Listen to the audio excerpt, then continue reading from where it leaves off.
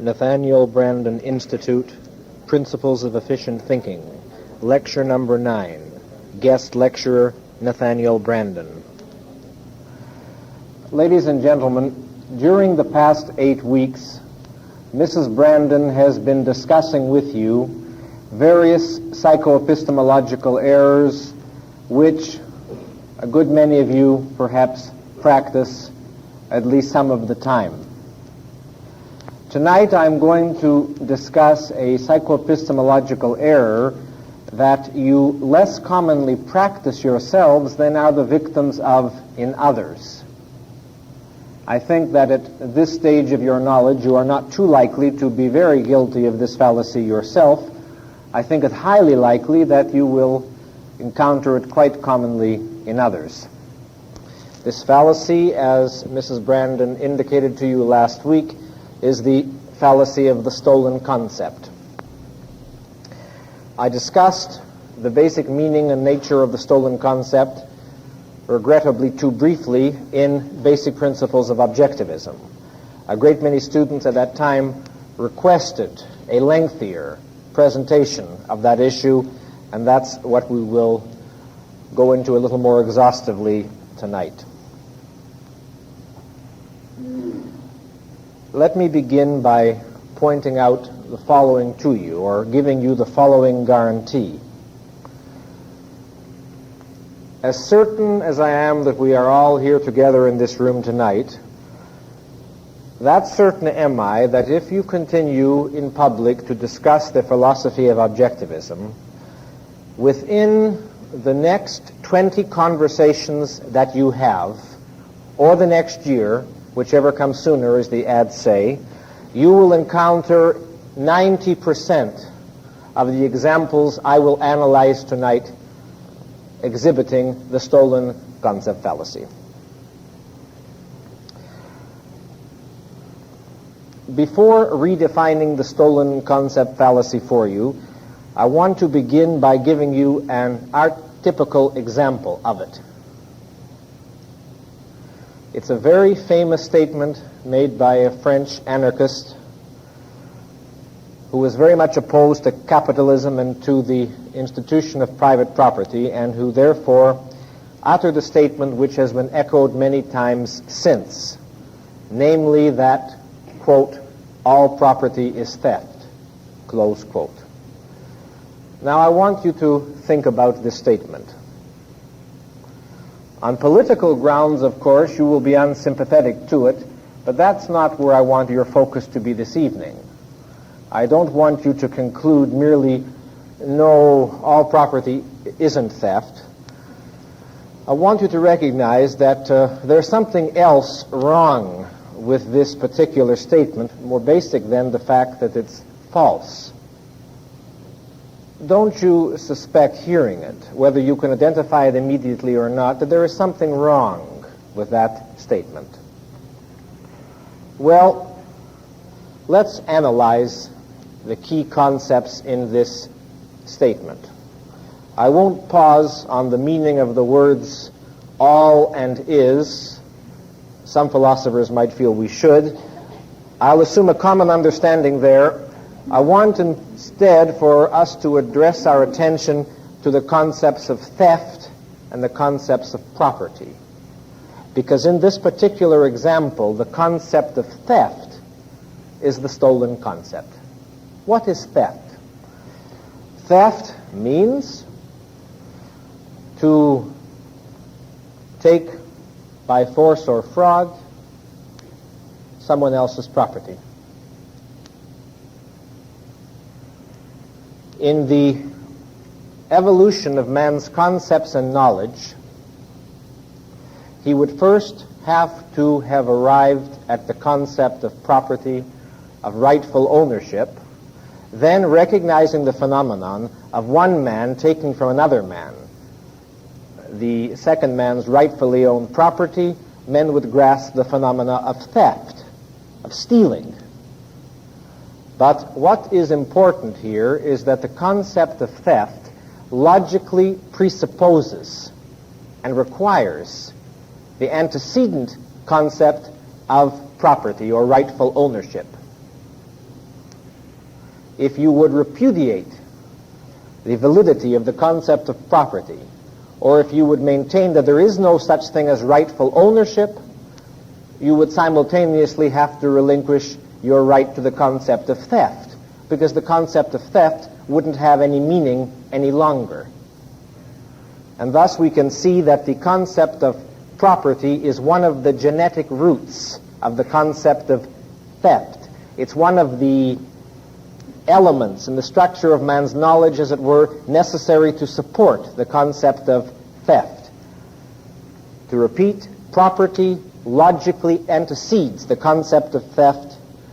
But once we see this, why then we can appreciate that the statement, all property is theft, is worse than false.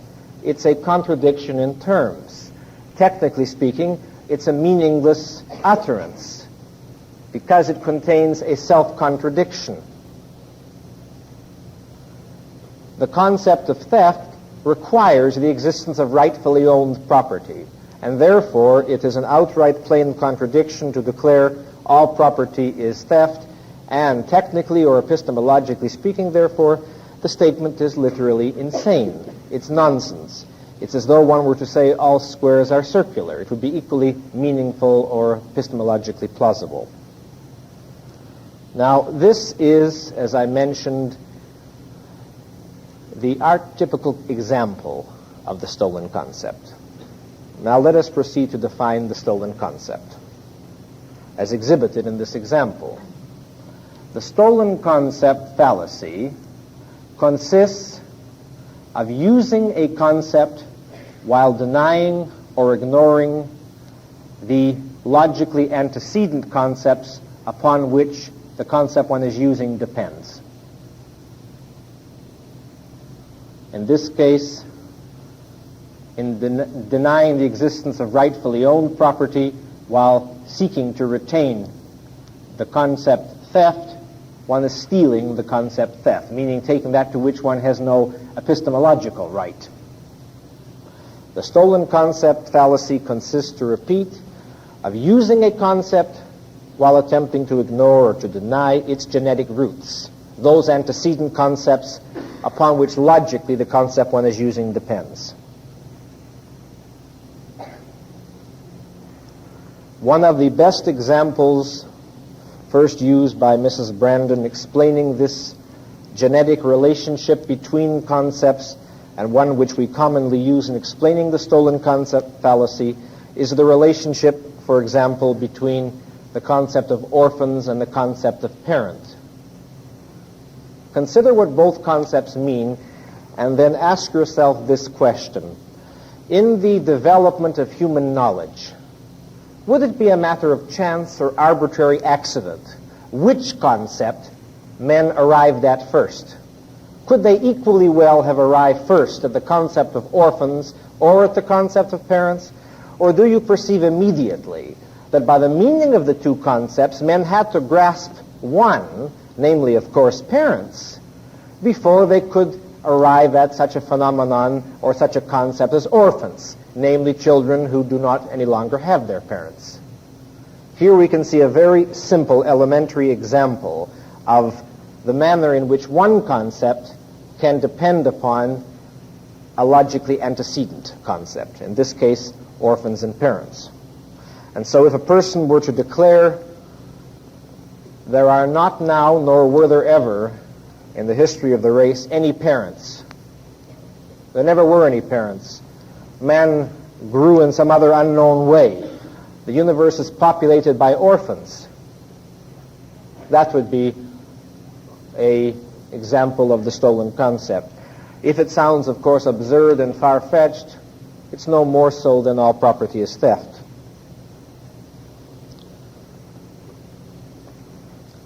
Now, let us briefly, in order to see the context in which the fallacy of the stolen concept appears, and in order better to appreciate its importance, let us briefly remind ourselves of what we have established in the Basic Principles course concerning the hierarchical structure of all human knowledge.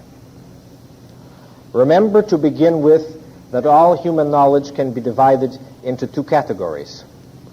knowledge which is inferred from earlier knowledge, and knowledge which is directly perceivable, that which is given to us in sensory perception, immediate knowledge. On the one hand, we have the category of knowledge which involves sensory perception, the direct evidence of the senses, our logical axioms, which are abstract formulations of basic self-evident facts, and ostensive definitions, our basic, most primitive definitions, which we can indicate only by pointing to some fact and reality and say, I mean this. You'll remember that as an example of an ostensive definition, we spoke of green or as other attributes such as length, and we explained that all such attributes were defined ostensively. And in that same discussion, we then went on to show how all the rest of the structure of man's knowledge consists of moving from the immediately sensorially given to the first most primitive abstractions and conceptions, and from those to the building of a more complex layer of abstractions. And so the process went, building one concept upon another, beginning by grasping what was in common among two or more particulars, thus arriving at one's earliest concepts, then grasping what certain of our relatively primitive level concepts had in common, at arriving in more complex concepts, then at drawing new abstractions out of our more complex concepts, and thus establishing a very complex, logically interrelated system of knowledge. A metaphor which I used in discussing that phenomena with you will stand us in good stead here. When I said that we may think of human knowledge like a building or a skyscraper in which the upper stories rest on and are supported by the lower stories, which in turn are supported by the foundation. If you were flying in an airplane over New York City on the night when the city was enshrouded in fog, and all that the beams of your lights could show you ahead was perhaps the top 2 or 3 stories of the skyscrapers. From the sight of those stories at that height, you would know that those top stories cannot rest supported in space by themselves, and though that is all you can see at the moment, their existence there presupposes a very complex architectural structure holding those top stories up, without which they couldn't stand. Similarly, when we look at our more complex concepts, knowledge, justice, freedom, energy, choosing very broad concepts, we must realize that here again we are not dealing with concepts hanging in space and supported by nothing, but that like the top stories of a building, these concepts too rest on and are supported by a very large structure of knowledge, and that those concepts couldn't stand without them. So that the greater number of the concepts we use in our everyday speech contain an enormous quantity of implicit knowledge built right into the fact that we have such a concept, just as the higher stories of a skyscraper, continuing the analogy, have enormous architectural implications which, if we're in this plane in the midst of a fog, we don't immediately see, but which nonetheless we know are there. Unfortunately, at the minds of too many people, A, concepts exist in a permanent state of fog, and B, people don't realize that the higher stories have to be supported by the lower stories. If we recognize the hierarchical structure of our knowledge, then we realize that no concept can be used while denying the validity of any of the antecedent concepts upon which it rests and which make it possible. The stolen concept fallacy consists precisely of this act of denial. Now let us come to some very common examples. How do you know there is an external world?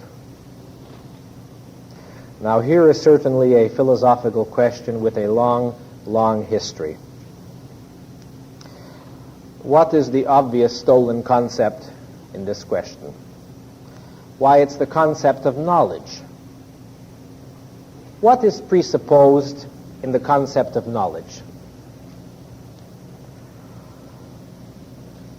Someone who knows, a consciousness able to know, and something which it knows. The concept of knowledge, incidentally, presupposes quite a number of other concepts, but the two which are most obvious here and relevant here is that the concept of knowledge presupposes a being who is conscious and the world or something existing of which the being is conscious. Consciousness cannot be conscious of itself. Reminding you of the formulation in Galt's speech on this subject, a consciousness conscious of nothing but itself is a contradiction in terms. Before it could identify itself as consciousness, it had to be conscious of something. Of course, existence and consciousness are both primaries, meaning they are self-evident axioms at the start of our knowledge, which are logically presupposed in any statement, in any utterance that we may make thereafter. And when anyone asks, how do you know there is an external world? Meaning, how do you know anything exists except consciousness? Because that, after all, is the meaning of how do you know there is an external world. If a person asks that, or the other variety of the same question, how do you know that anything exists except consciousness? The stolen concept which he is using here is knowledge. Knowledge rests on your knowing that you exist and that existence or the external world exists, and that no one ever has and no one ever will explain what he means by knowledge as something arrived at ahead of knowing that you're conscious and that you're conscious of something, namely that the external world exists. Therefore, in order to ask that question, one has to treat the concept of knowledge as though it simply dropped out of heaven into one's lap. It's here, and one uses it, and one doesn't inquire what it means, what it implies, what it entails. Now, there is much more that one could say by way of analyzing what is wrong with the question, how do you know there is an external world? But that, after all, isn't our purpose. Our purpose will be only, in the various examples I give you, to isolate the stolen concept fallacy. Another example exhibiting the same principle, how do you know that reality isn't all an illusion or a hallucination? Here, there are several stolen concepts. Let's focus on two, illusion and hallucination. What is an illusion? An illusion is a mistaken or false interpretation of the objective cause of a sensory stimulus. It's a misinterpretation of some sensory evidence. It therefore presupposes a number of things. A, the existence of real objective facts, a real world. B, of your existence and your faculty of consciousness able to perceive it.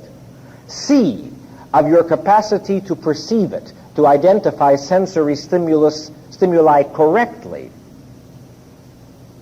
And therefore, D, recognizing that sometimes men can err in the manner of interpreting sensory evidence, men grasp the concept and the phenomenon of an illusion.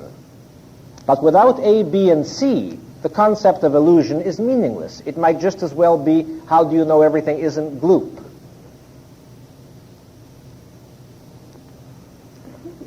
To say that everything perhaps is an illusion is, again, not merely false, but literally a nonsensical remark, and by nonsensical or absurd I mean is inherently contradictory. And of course the same type of argument would apply to hallucination. Or again, how do you know that you are conscious? Consider what is ignored or evaded in the question, how do you know that you are conscious, or how do you know you exist? In all justice, I don't think that anyone asks these two questions anymore except college freshmen, these last two. I could be mistaken. And again, we can see how the concept, the stolen concept, applies here. Of course, the fact of addressing a question to someone else already is an acknowledgement that he exists and that he's conscious, but to ask of a being by what criteria he distinguishes what he knows from what he doesn't know, while implying that it's to be held in doubt whether or not he exists or is conscious, is a rather obvious and crude example of the self-contradictory nature of the stolen concept. Now, to choose another very famous example, occasionally Miss Rand or I will receive a letter from someone who has read The Fountainhead or Atlas Shrugged and writes something to the following effect. I'm so enthusiastic about this philosophy, it's what I've always believed. Yes, indeed, I've always agreed with the philosopher who said, I think, therefore I am.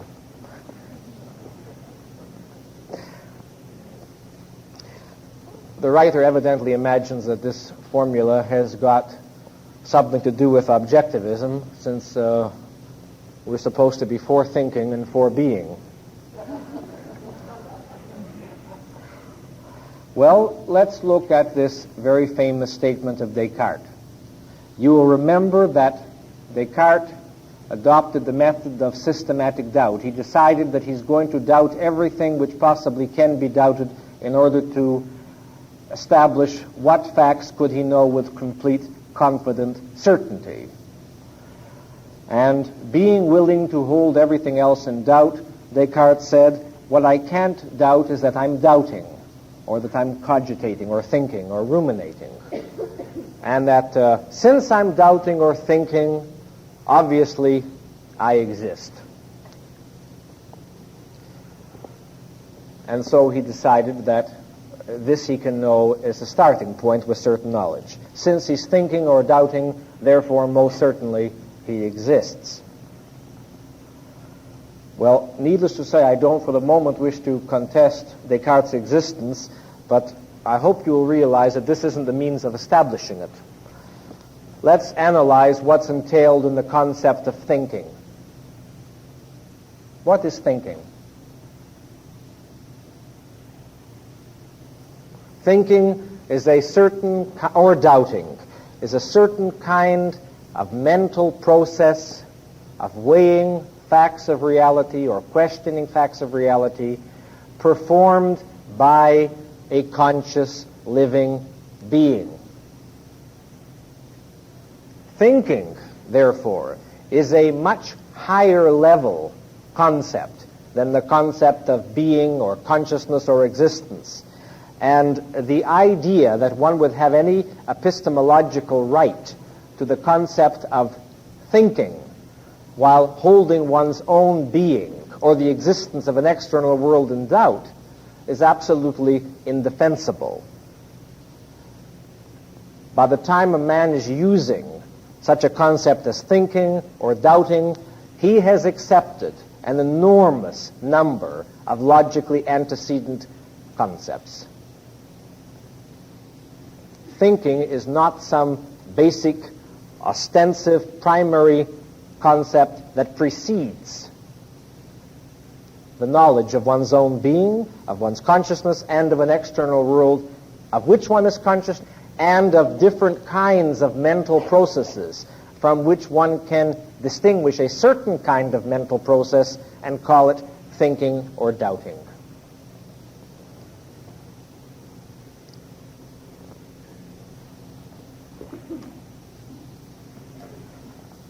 Now, we can all agree that one of the distinguishing characteristics of an innovator is the ability to ask questions that had not occurred to anyone else. Sometimes, however, certain non-innovators are capable of asking questions which hadn't occurred to anyone else and shouldn't have.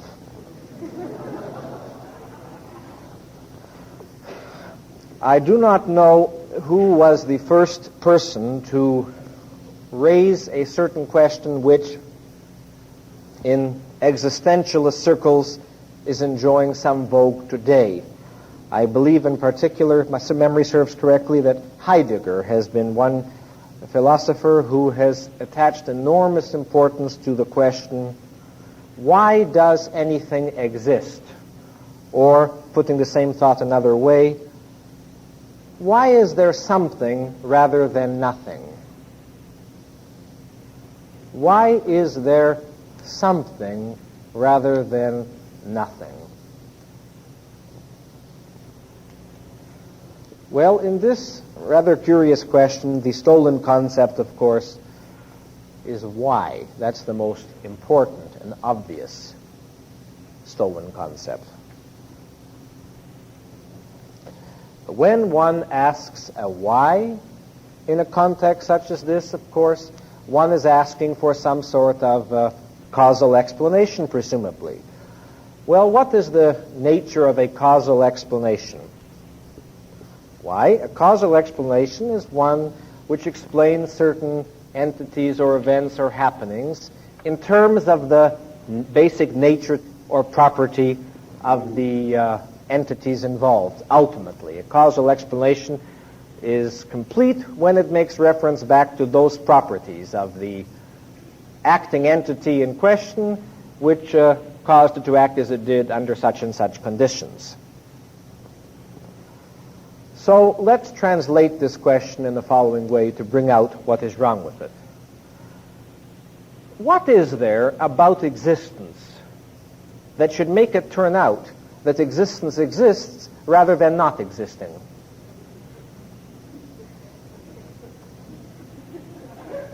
That's what the question means.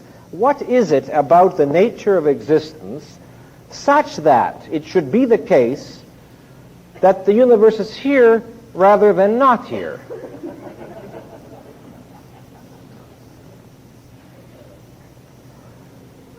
Well, of course, any inquiry into a causal explanation, any sophisticated concept such as why, certainly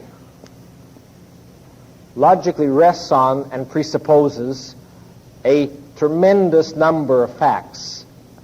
Certainly, in order for a why to be meaningful, the fact of existence must precede it and be granted, as indeed must any other concept. But in order to inquire, why did it happen that existence exists rather than the opposite, the questioner, in effect, has to, standing in existence, steal the concept of why, then leap out of existence into some neutral realm which is neither existence nor non-existence, and from this point of reference, looking impartially over the whole sphere of things, say, now, why is it that existence is here? It's a question which one has to step outside of existence in order to ask.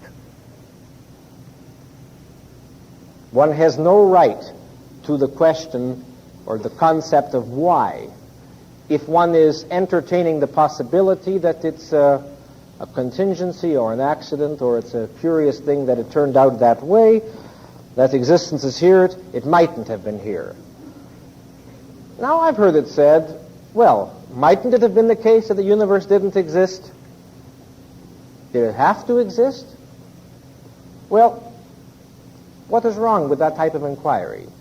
When we say about any particular thing, well, it might have done this or it might not have done this, we mean that given the nature of the entity under discussion, it possessed the potentiality for different courses of action, and depending upon conditions, one potentiality or another would be actualized in a given case.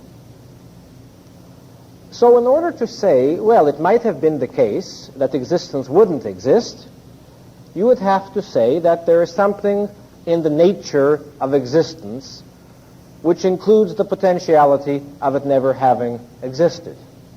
Is that a meaningful utterance? Clearly not. Now, you laugh when I ask, why is there something rather than nothing? And you say to yourself, well, what an absurd question. Who could possibly raise such an issue? Well, if you understand what is wrong with the question, why is there something rather than nothing, I will challenge any of you who just laughed now to tell me, why is this question more senseless than a question that many of you would have considered quite sensible, namely, who created the universe?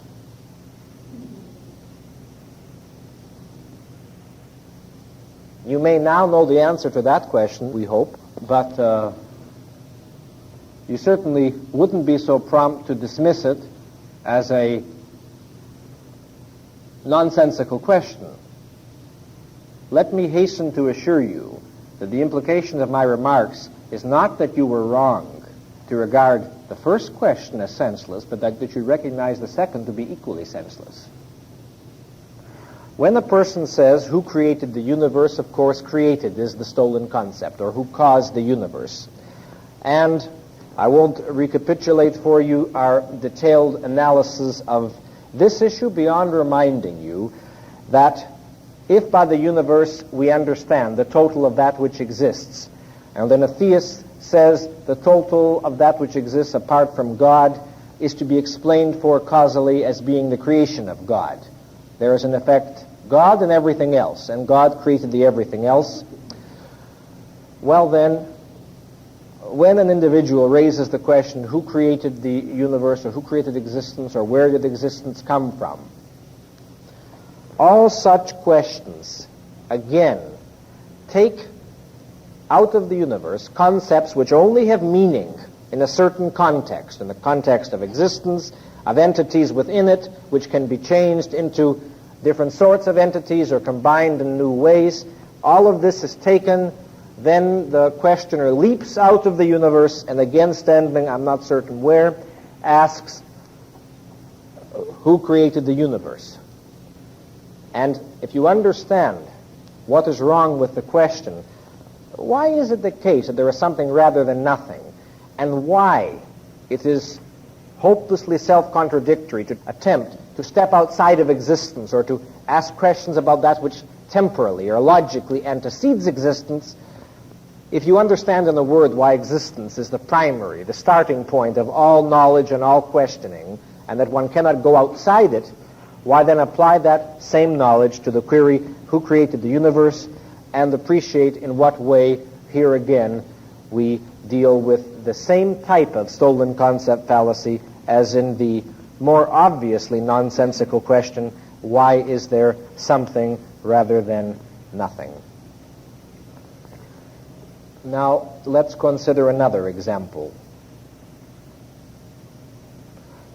You will sometimes hear it declared that the concept of entity is an old-fashioned one, belonging to a less scientific age, and that we must now realize that all that exists is motion or change or process, and that the concept of entity is a dispensable, false, and misleading one. There are no entities, there are only changes, motions, processes. Well, in all such arguments, of course, change, motion, or process are very clearly the stolen concepts. Let's focus on the concept of change.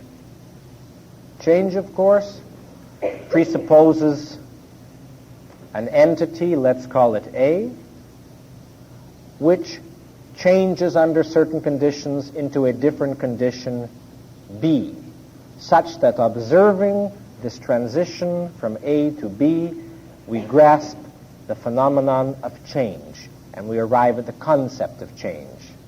Or, if entity is in position A, and then moves to position B, we grasp this phenomena and we arrive at the concept of motion.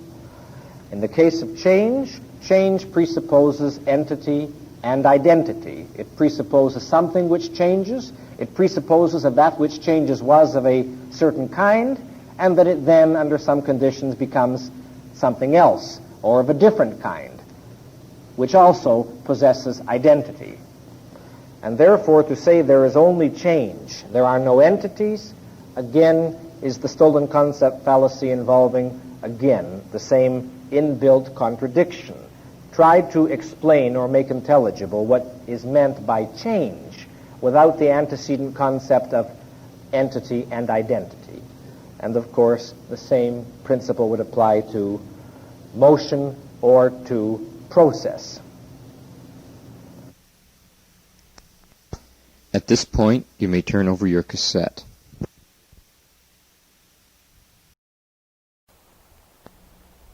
Now, the moral of the story that we want to appreciate is this. The mere fact that a sentence or a proposition or a question sounds grammatically plausible or permissible doesn't thereby mean that it's logically sensible. The mere fact that the nouns and the verbs, by the strict rules of grammar, are so arranged that one has the impression one is hearing an ordinary sentence doesn't mean that the concepts involved are in fact united in such a way as to result in a meaningful utterance. For example, an utterly nonsensical question, which grammatically sounds fair enough, is, what's the reason for the universe? But this is a complete misuse and misapplication of the concept reason, and in this context, the concept of reason for in conjunction with the universe, if you understand what both halves of that sentence mean, is again a literally nonsensical question. It's combining concepts in ways which involve inbuilt incompatibilities or contradictions. And therefore, the fact that the proposition sounds like it's acceptable sentence of our language doesn't mean that it is logically acceptable. And by logically acceptable, I mean simply that the concepts in the sentence are united or used in an inherently non-contradictory manner. In all cases of the stolen concept fallacy, then, what we are dealing with is concepts which are used in manners which involve contradictions at some point or another. Let us continue with several more very prevalent examples of the stolen concept.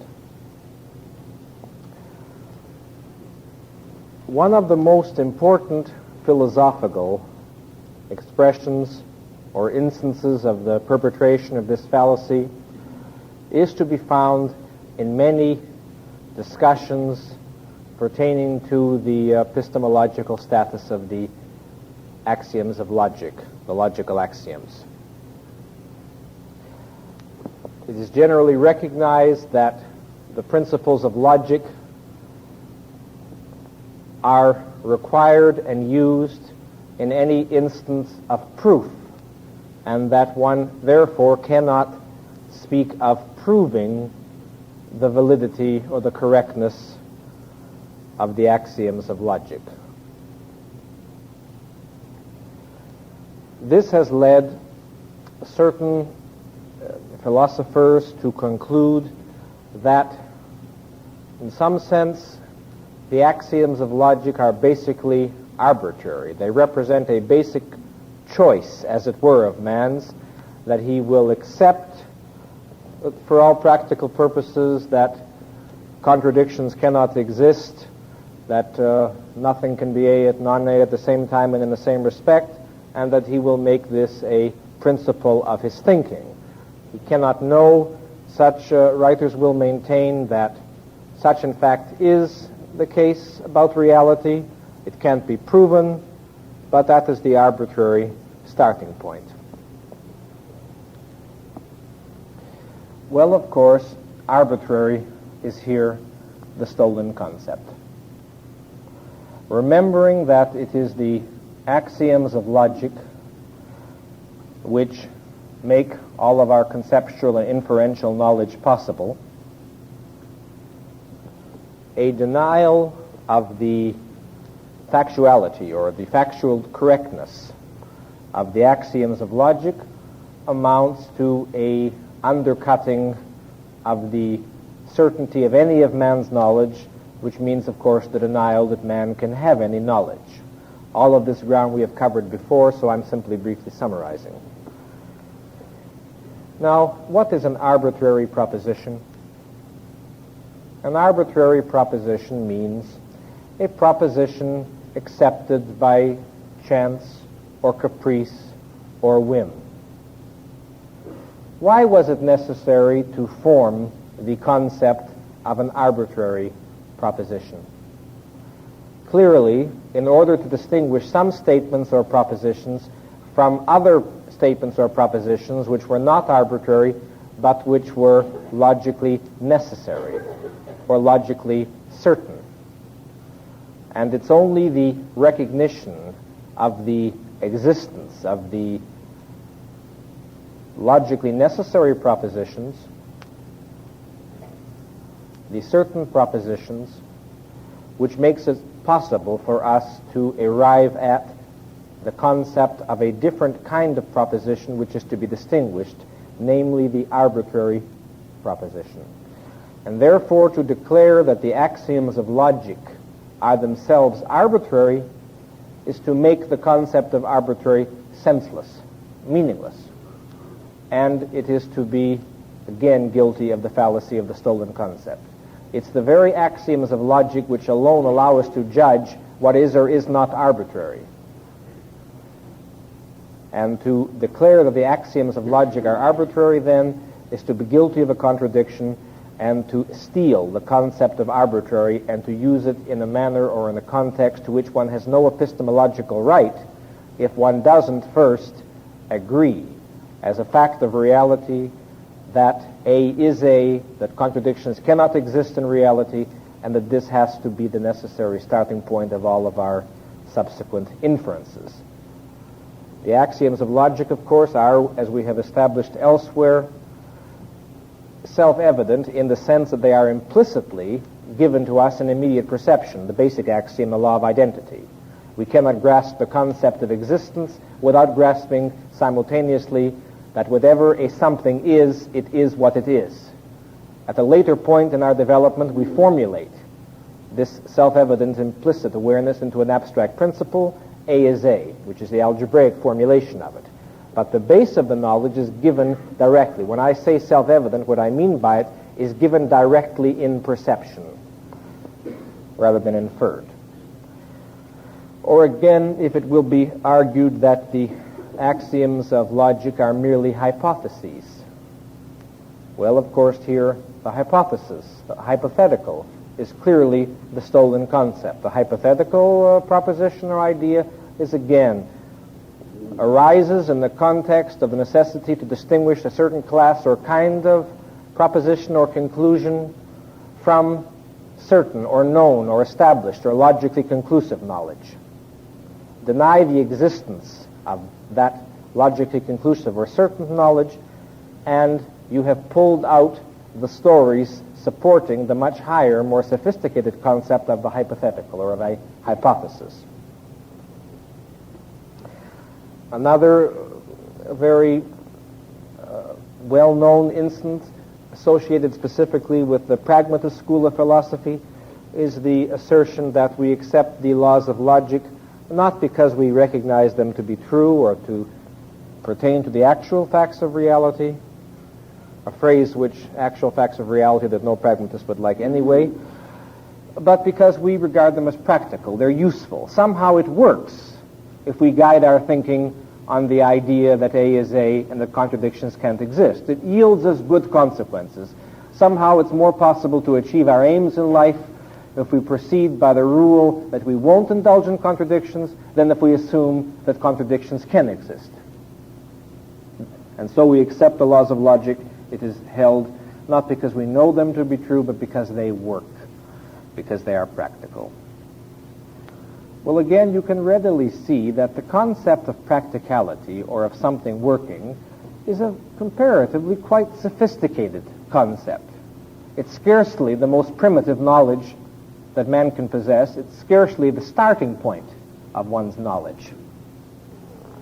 To look at a situation or a line of activity and to estimate it as practical or as working presupposes an enormous amount of antecedent knowledge, an awareness of what would be practical or impractical, of how one would know that a certain action was practical or that it worked rather than it didn't work.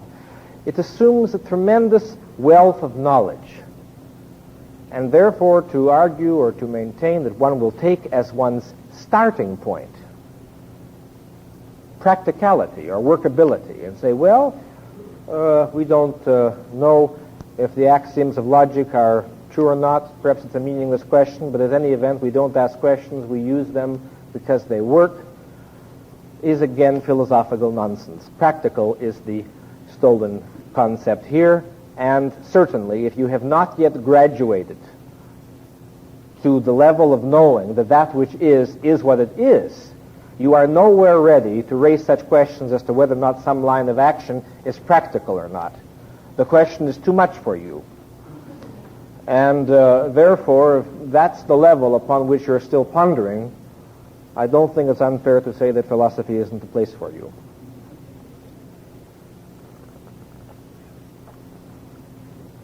Another type of argument, which I would be very surprised if everyone in this room hasn't heard, goes as follows. This you will hear on a much more common sense, pedestrian, everyday level. This wouldn't be a peculiarly academic formulation at all. It's more what you might meet talking to acquaintances or relatives or religionists. Well, you sneer at faith, but all your talk about reason, isn't that really your faith? Don't you have faith in reason?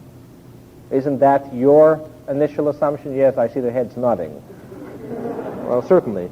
We have all come up against this particular piece of nonsense. What is faith? Of course, some of them at this point will smile slyly and say, that's the point. Who can say what faith is? But if we're talking seriously, we have to try. And if we try, we immediately see that faith means the acceptance of an idea or an allegation without evidence or demonstration or proof. That's what it means. To accept something on faith, it means to accept it without evidence or proof. Shortening it down to focus the point that needs to be made, when we accept something on faith, or when one accepts something on faith, this means that he accepts it without rational warrant. If a person claims to believe something for which he doesn't have rational justification, it's to that phenomenon that we apply the concept faith. And the concept arose in human knowledge out of the necessity to identify a particular phenomenon, the phenomena of beliefs which were maintained in the absence of reasons.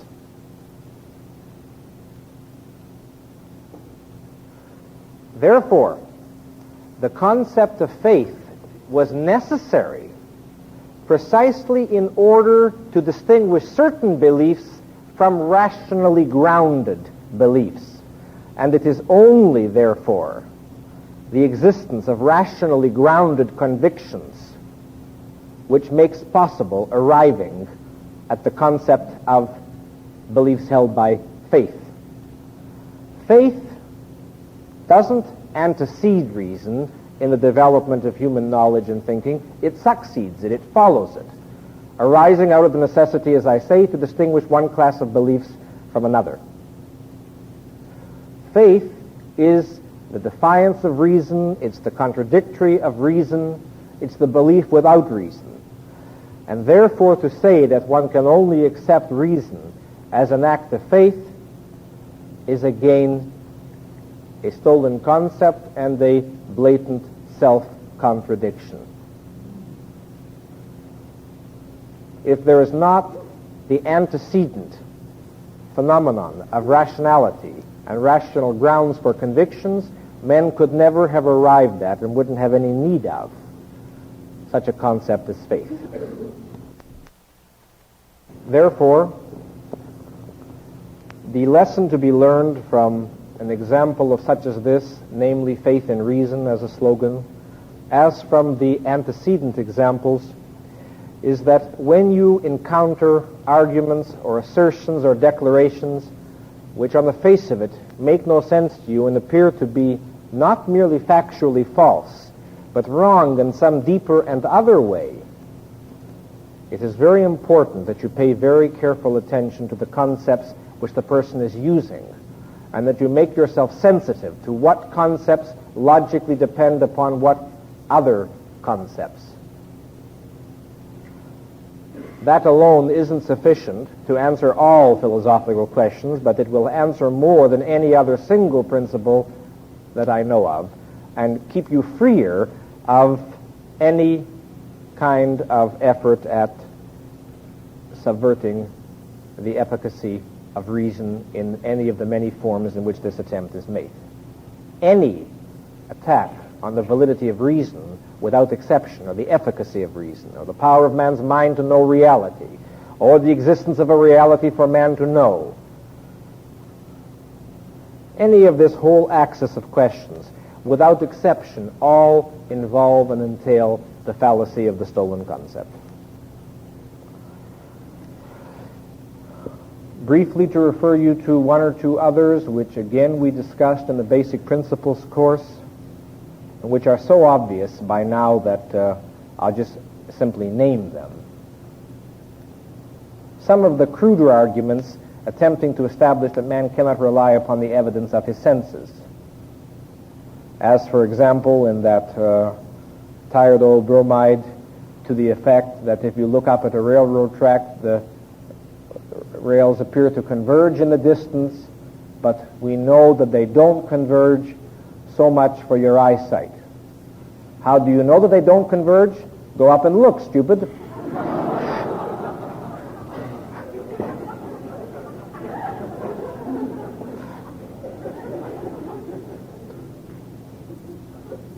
Or again, with the brother of that argument, the bent stick in water, where, resulting from the fact that light waves travel more slowly through water than through air, when we partially submerge a stick in water, the stick beneath the water appears bent at an angle to the part appearing above the water. And again, the moral of the story is don't trust your senses, because if you reach down and feel, you'll see that the stick is really straight. Now let's take one or two concluding examples out of a different sphere entirely. Group rights supersede individual rights. The rights of the public supersede the rights of the individual. The nation's rights come above individual rights, or any variant of this attitude, this declaration. Here, of course, rights is the stolen concept.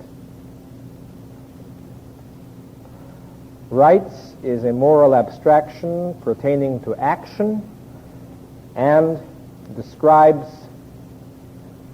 and has reference to the actions which are right or wrong, morally permissible or impermissible to individual men. The concept of rights is a concept in ethical political theory which is founded upon and arises in the context of that which it is proper or improper for man, the individual, to do.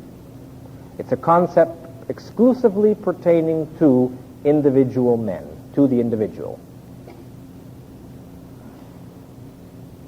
When you say that group rights, or the nation's rights, or the public rights supersede individual rights, or rather if you hear this said, remember first of all that there are only individuals. There's no such entity as a group or a society or the public or the nation. There are only individuals, and it's only to individuals that rights can obtain. And therefore, if it be argued that the nation's rights supersede the rights of individual men, this can only mean, of course, claiming the right to violate certain individual men's rights for the benefit of other men. But one cannot talk without self-contradiction about the right to violate rights. So when individuals who do not believe in individual rights, when persons who do not believe in individual rights attempt to transfer the concept to that woozy abstraction, the public or the nation or society, they are stealing the concept rights, taking it out of the only context in which it can have meaning or justification, and attempt to use it while denying that alone which justifies it and which gives the concept meaning, namely the rights of the individual.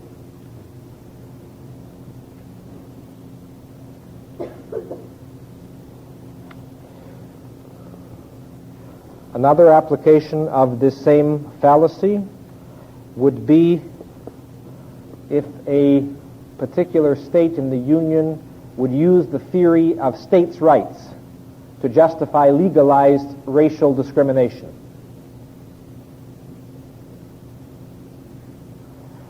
Well, legalized racial discrimination, of course,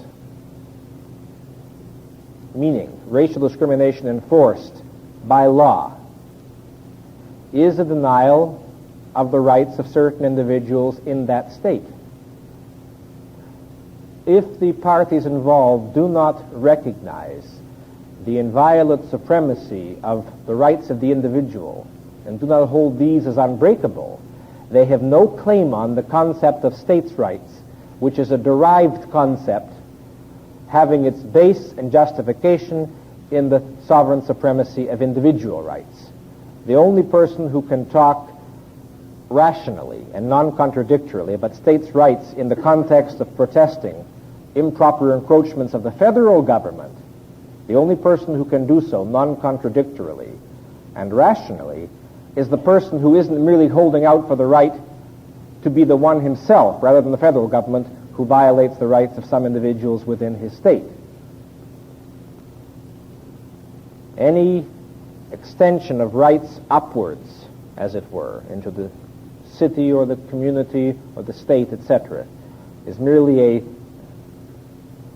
metaphor or a transference of a moral concept which has its only base, real meaning, and applicability in the instant of the rights of the individual.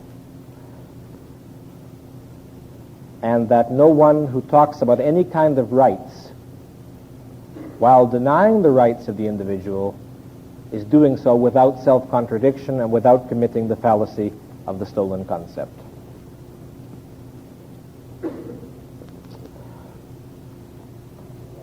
Take again this lovely UN Charter of human rights, with the right of everyone to the latest technological advances and housing and medical care, etc., and so forth.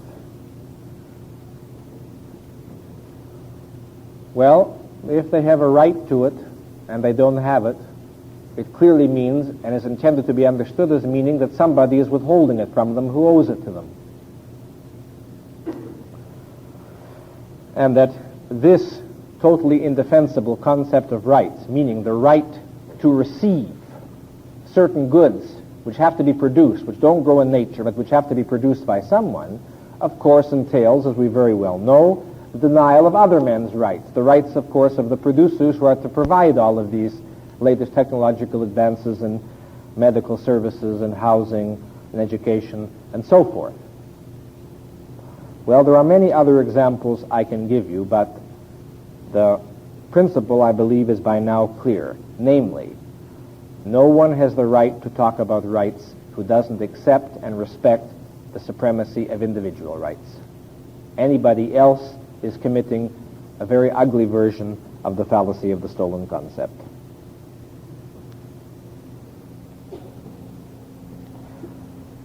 Now let us turn briefly to the question, why is it, how is it, that the fallacy of the stolen concept should be so prevalent? We will, of course, skip over the obvious dishonest reasons why an individual might be motivated to advocate some piece of spurious nonsense. When I say what makes it possible, I'm not here referring primarily to dishonest motivations of someone who's trying to simply and crudely put something over on someone else. Well, you know, and we have said repeatedly, that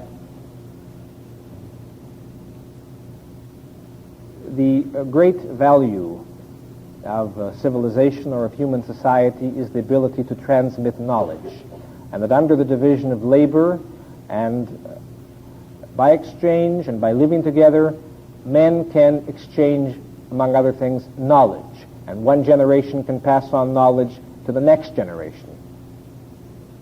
If a man somehow were to grow up absolutely alone from birth, but if he could telescope what took many generations to make a fictional example, let us say, and in his own lifetime arrive at maybe 800 concepts of his own, but he arrived at each one of them himself,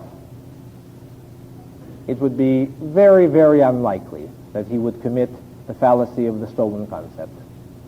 Because having had to discover each one of those concepts himself one by one, he would be sensitive to the question of what is the relationship between his concepts, which concepts came out of which, and hopefully how they relate to one another.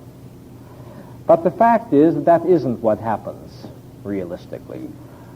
We learn the great majority of our concepts very early in life through being taught language. Language, which is the vehicle or the vessel of our concepts, so to speak, is learned by us, and that we are presented, as it were, with an enormous collection of the wealth of knowledge of many, many preceding generations via the language which we are taught. Now, a thoroughly responsible and intellectually careful young person in the process of development seeks to understand what are the facts of reality to which his words and concepts pertain, what is the full meaning of his concepts, and how do they hierarchically relate one to another. He's careful in the way, as he grows and develops, that he organizes and systematizes his concepts and the knowledge that he acquires. Unfortunately, the type of person who does this is a statistical rarity. Most people acquiring a large grab bag of words of which they have a very vague generalized knowledge of the meaning, get a sense of how they're used and have a generalized awareness, sometimes not even that, of to what in reality they have reference, and they proceed to talk and speak and write. They are psychoepistemologically very non-introspective, as it were, meaning they are not sensitive to or concerned with or aware of where did their concepts come from, what did they depend upon, how does one relate to another. Rather, they are on the premise of, paraphrasing Atlas Shrugged, the goods are here, the concepts are here. I don't have to know where they come from or what they mean exactly or what they depend upon. It is that mental attitude which makes it possible to talk about faith in reason or the axioms of logic being arbitrary, or to ask who created the universe. It's, in a word, extreme this is the gentlest thing one can say, it is extreme intellectual carelessness about the meaning, the source, the roots, and the interrelationships of the various concepts that one employs or uses. Necessarily, if one doesn't clearly understand that to which in reality are concepts of reference or which concepts depend upon which, the efficacy of our thinking with those concepts is going to be obviously impaired. And here we come to the whole psychoepistemological problem. Our understanding of the concepts we employ are approximate, and so is the thinking we do with those concepts thereafter.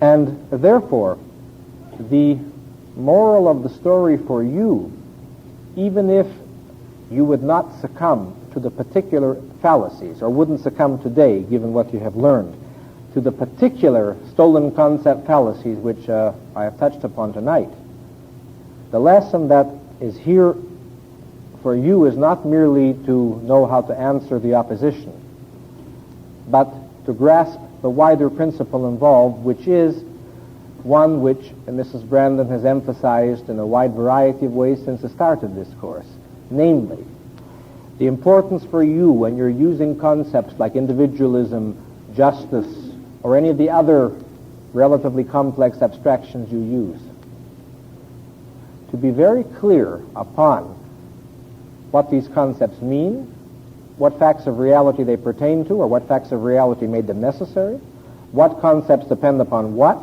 in what context any concept arises, because only to the extent that you do that are you able subsequently to think efficiently with the intellectual contents which you now possess. Many of the other fallacies, floating abstractions, intellectual Platonism, as Mrs. Branden termed it, and many of the other fallacies which were discussed in earlier lectures, as you can see, relate to insufficient concern with the hierarchical structure of one's knowledge, the genetic roots of one's concepts, the logical interrelationship between one's concepts. Now, for these 9 lectures, we have been concerned, as you will remember, primarily with the mechanical errors, as it were, involved in psychoepistemology. Next week, Mrs. Branden is going to touch in her concluding lecture upon a very interesting and new aspect of the problem of psychoepistemology. Namely, some of the salient psychological or motivational considerations or problems which result either in psychoepistemological efficiency or in psychoepistemological chaos.